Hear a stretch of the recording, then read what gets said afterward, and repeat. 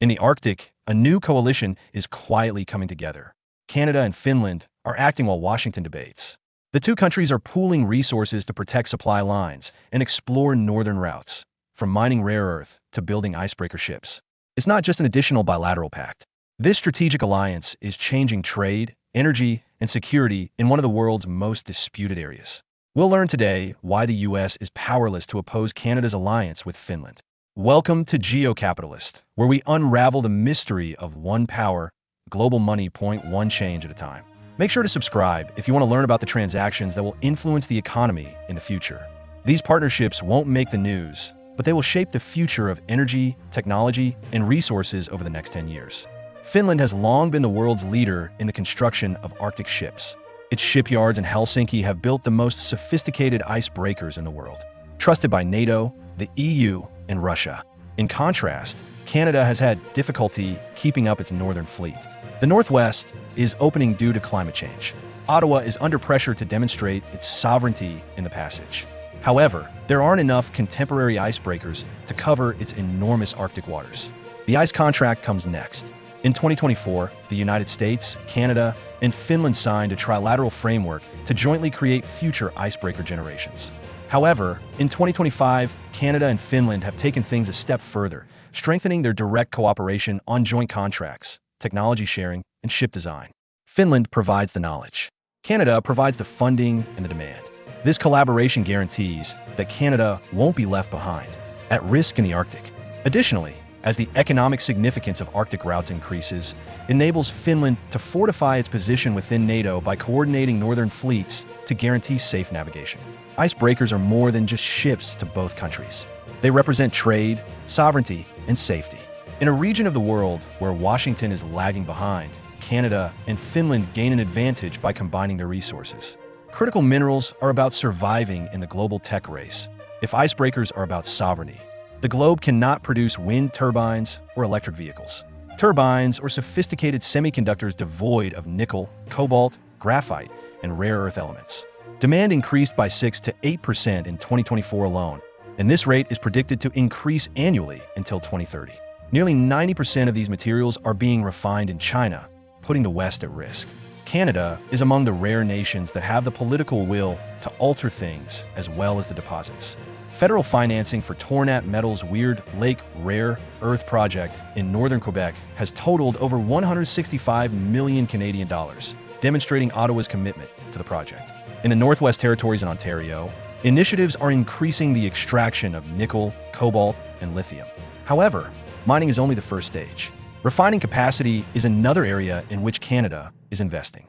To get beyond China's chokehold, labs in Saskatchewan and Quebec are testing methods to process these materials on a large scale. This is Finland enters the picture. Finland has significant knowledge of sustainable mining methods and its own mineral reserves, especially nickel, which contributes around 10% of global output. By connecting European demand, Finnish refining expertise, and Canadian reserves, the two nations establish a safe transatlantic route for vital minerals. This is leverage for Canada. It supplies security for Finland. It's also one of the first significant moves by the West to take China's place in a market that will shape the direction of global technology. Icebreakers and minerals are the policy is the alliance's software, not its hardware. Additionally, under the auspices of the Canada-EU Green Alliance, Canada and Finland have strengthened their strategic collaboration in 2025. This structure extends beyond commerce. It emphasizes coordinating regulations for sustainable mining, digital collaboration, sustainable energy, and even security in the Arctic. The relationship gives Finland a direct line of communication with one of Europe's closest NATO allies on the other side of the Atlantic. By securing its position at the EU's decision-making table, Canada does so as a resource and solution provider rather than as a spectator.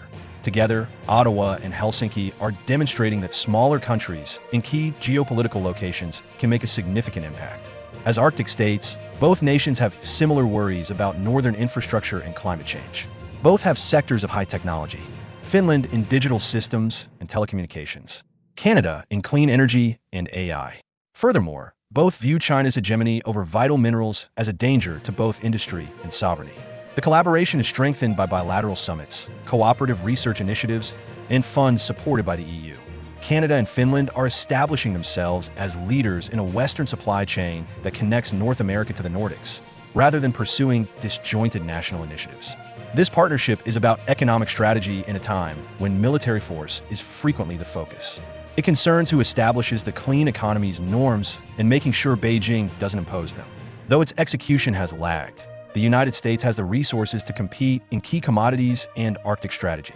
Washington has fought for rare earths. Resuming domestic refining will take decades. Although the refining backlog has not been resolved, mines in Texas and California are making progress. The financial and environmental approval processes can take years, even after projects proceed. In the meanwhile, demands from defense contractors, automakers, and today, rather than in 5 years, renewable energy companies are growing. The United States lags behind on the Arctic side as well. Compared to Canada and Finland combined, the American Coast Guard currently only has a small number of outdated icebreakers in service. As Congress considers more funds, Canada is already hiring vessels with completed designs. As part of the ICE Accord, northern fleets will be updated within 10 years. Washington finds itself in a difficult situation as a result.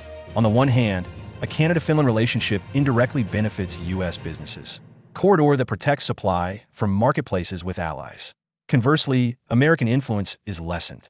Washington runs the risk of becoming a follower rather than a leader, compelled to purchase from partners who are now taking the initiative. That's why this partnership is so important.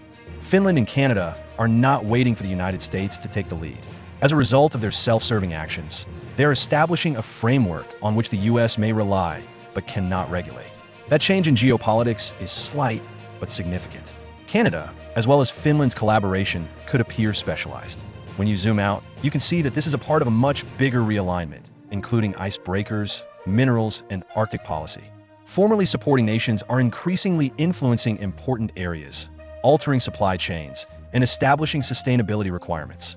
Finland's contribution to Europe guarantees that the EU is not entirely reliant on Russian or Chinese supplies. The partnership enhances Canada's reputation as a trustworthy supplier to both North America and Europe. Collectively, they are proving that the clean economy encompasses more than just climate change. It concerns long-term power, strategy, and sovereignty. The competition for vital minerals is only getting started on a global scale. In fewer than 10 years, the demand for rare earths, nickel, and cobalt will double. The person who manages such supply chains will likewise gain industry leadership, constructed upon them: defense, modern computers, renewable energy, and electric cars. Finland and Canada are taking action now before the window closes because they recognize this. The lesson for Washington is obvious. To wait is to lag behind, for it serves as a signal to Beijing that its monopoly might not endure indefinitely. Finland is more than just a Nordic neighbor to Europe. It is an anchor of dependability. As a member of the EU and NATO with extensive engineering expertise, ice-class shipbuilding capabilities, and an established mining industry, Finland is situated at the nexus of industrial strategy and energy security in the refining environment. Its expertise in battery materials and nickel manufacturing and refinement directly contributes to Europe's aspirations to strengthen supply chains and electrify transportation. This is where Canada comes into play, using the most leverage possible. Canada offers a developing midstream push pilot separation lines, metallization, early magnet work, scale in important minerals, nickel, cobalt, graphite, and rare earth potential, as well as extensive experience in responsible project development. When you combine that with Finland's proficiency in refining and its access to EU markets, you obtain a transatlantic link that travels through reliable jurisdictions from raw materials to refined input to completed components. The benefit is planning clarity for turbine and automakers in Europe. Single-point dependencies and erratic spot markets are outperformed by multi-year offtakes linked to transparent standards. Helsinki to Hamburg ports can as northern routes become more available. The timetable works with ice-class vessels that keep goods flowing throughout the year. After assurance comes financing. Projects with linked traceability and emissions regulations are more likely to receive funding from export credit agencies, the European Investment Bank, and Canadian institutions, as well as recycling. As a result, technology resilience as well as energy resilience are achieved. Steady inputs for sophisticated electronics, drivetrains, and battery plants. To put it briefly, Finland serves as the EU's gateway. Canada provides a supply chain. Collectively, they transform Europe's climate goals into a feasible, profitable reality. A corridor connecting Canada and Finland is not merely regional. It changes incentives all across the world. Initially, it forces rivals to improve. When purchasers may obtain low-emission, verified items under EU producers outside of Canada are required to adhere to Canadian regulations or risk losing market share. To keep up, anticipate increased recycling, more robust environmental protections, and more transparent emissions accounting. Second, a flywheel of industry clustering is sparked by the corridor. Metallization is drawn to refinement. Magnet fabrication is drawn to metallization. Manufacturers of motors, pumps, and actuators are drawn to magnet makers. University research, certification services, and testing labs are located all around that cluster. Joint pilot lines between Canada's materials research centers and Finland's engineering schools can expedite the route from scientific discovery to commercialization. Third, recalculate insurance and shipping. Risk premia on northern routes are reduced by dependable winter logistics produced by ice-class fleets backed by completed design and Canadian demand. When dependability increases, insurers set prices cargo in a more competitive manner, enabling more trade in parts, cathode materials, precise alloys, and permanent magnets, all of which have traditionally depended on longer southern lanes. Fourth, allies are affected by standards. Norway, Sweden, the Baltics, and Germany can use a set of regulations that have previously been approved by North American financiers and EU authorities. Asian consumers who are looking for non-Chinese supplies now have an additional option, especially for high-end applications where provenance is important. Aerospace, medical gadgets, and high-efficiency motors. Lastly, capital changes in allocation. Predictable frameworks are preferred by sovereign investors and pension funds. Long-dated capital will move from speculative plays to this rules-based corridor if Canada and Finland show consistent throughput and compliance.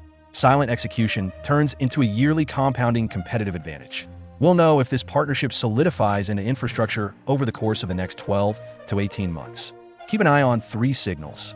First, Canadian procurement, Arctic assets, track line laying, and contract milestones at finish yards, as well as crew education for upcoming ice-class ships. The foundation is year-round logistics. The corridor becomes more credible if ships arrive on time. The second is midstream capacity. Seek out Canadian pilot separation lines that reach the output of the nameplate. Metal first pours and early announcements of magnet manufacture close to wind and automobile centers. The bottlenecks are magnets and refining. The turning point is when you crack them. Bankable offtakes are the third. Long-term agreements that connect when combined with traceability and recycling provisions, mines, refiners, and OEMs transform a strategy into cash flow. Policy glue is important as well. Lower finance costs will result from harmonized audits, Canadian tax incentives for processing, and compliance with EU vital raw materials regulations. Anticipate collaborative R&D calls and staff initiatives and recycling goals that strengthen the connection between the mine, the magnet, and the recovered materials. The corridor becomes inevitable rather than enticing if these parts land.